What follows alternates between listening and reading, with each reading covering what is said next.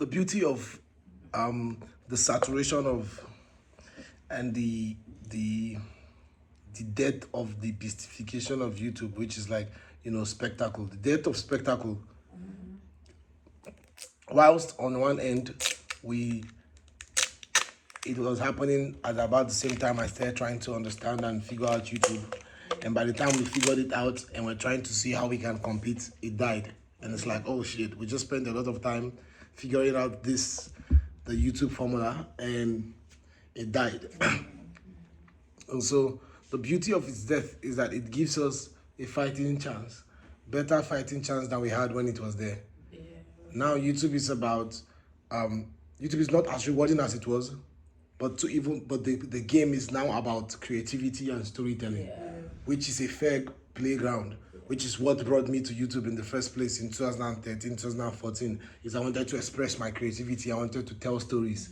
You understand? Yes. And whilst YouTube is not as rewarding as it was in 2013 or as it was in 2017 or in 2020, 2021, 2022, at least now I can play fairly, because what the entry barrier is now is what is the storytelling and the creativity. Obviously without an understanding of YouTube, you're still lost, but we have that understanding. We know how niches work. We know how trends work. We understand virality. We understand all of that. But now the video doesn't need to be $50,000 a budget, which would have been a difficult playing field for us. But we're going to try and figure it out. The video doesn't need to take 700 hours to shoot. You understand? The video doesn't have to be surviving the fucking moon.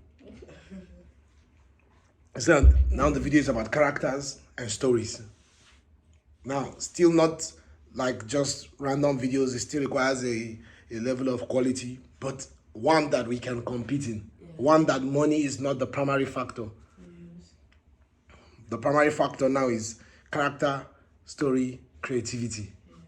And so that's a fair playing ground. Still so many disadvantages, on my end, but at least it's a realistic playing ground. Not a game where we are trying to outcompete on money. That's not something you just do. It's not something that requires skill. If you don't have money, you don't have money. And you're competing with people who have too much of it.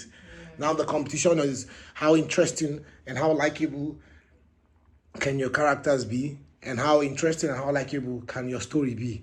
So likable characters, likable stories, and revolving around, ideas that people of broad interest. So basically just levels the playing ground. So it's a good news.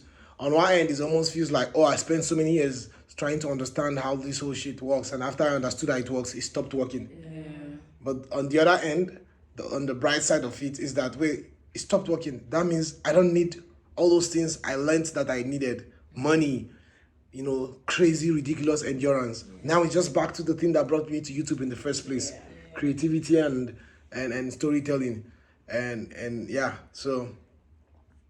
so while that is tricky, like I said, YouTube is not as rewarding as it was then. Now YouTube is not as rewarding as it was then, but at least it's a fair playing field. Now this fair playing field is still not that easy, but not something I have to worry about. Like I said, it's about the likability of character, story, and creativity. Well, that's what brought me to YouTube, because I know I have a likable character, I have likable stories to tell, and I'm creative. So for many, it's not necessarily good news.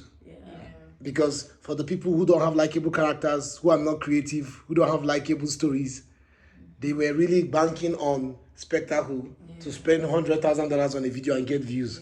Now, with their $100,000, they can't get views because they don't have likable character, because they're not interesting, they don't have any, they're not creative. So for them, it's like, fuck. But for us, for me, it's good news, because back to a level playing field.